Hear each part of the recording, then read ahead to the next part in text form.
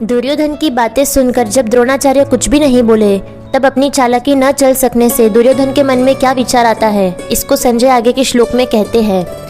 अपर्याप्तं तदस्माकं बलं भीष्माभिरक्षितं पर्याप्तं त्विदमे तेषां बलं भीमाभिरक्षितं।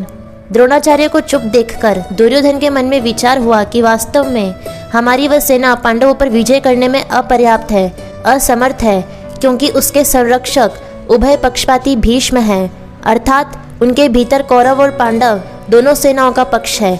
वे कृष्ण के बड़े भक्त हैं, उनके हृदय में युधिष्ठिर का बड़ा आदर है, अर्जुन पर भी उनका बड़ा स्नेह है, इसलिए वे हमारे पक्ष में रहते हुए भी भीतर से पांडवों का भला चाहते हैं। वे ही भीष्म हमारी सेना के मुख्य सेनापति है।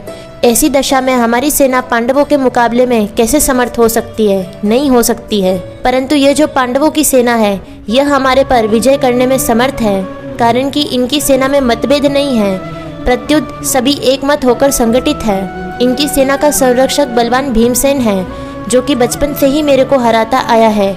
यह अकेला ही मेरे सहित 100 भाइयों को मारने की प्रतिज्ञा कर चुका है, अर्थात यह हमारा नाश करने पर तुला हुआ है। इसका शरीर वज्र के समान मजबूत है। इसको मैंने जहर पिलाया था तो भी यह मरा नहीं। ऐसा यह भीमसेन पांडवों की सेना का संरक्षक है, इसलिए यह सेना वास्तव में समर्थ है, पूर्ण है।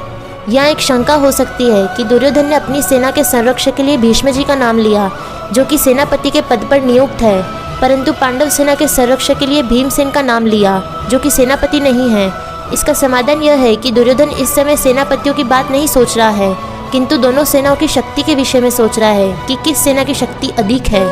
दुर्योधन पर आरंभ से ही भीमसेन की शक्ति का, बलवत्ता का अधिक प्रभाव पड़ा हुआ है, अतः वह पांडव सेना के संरक्षक के लिए भीमसेन का ही नाम लेता है।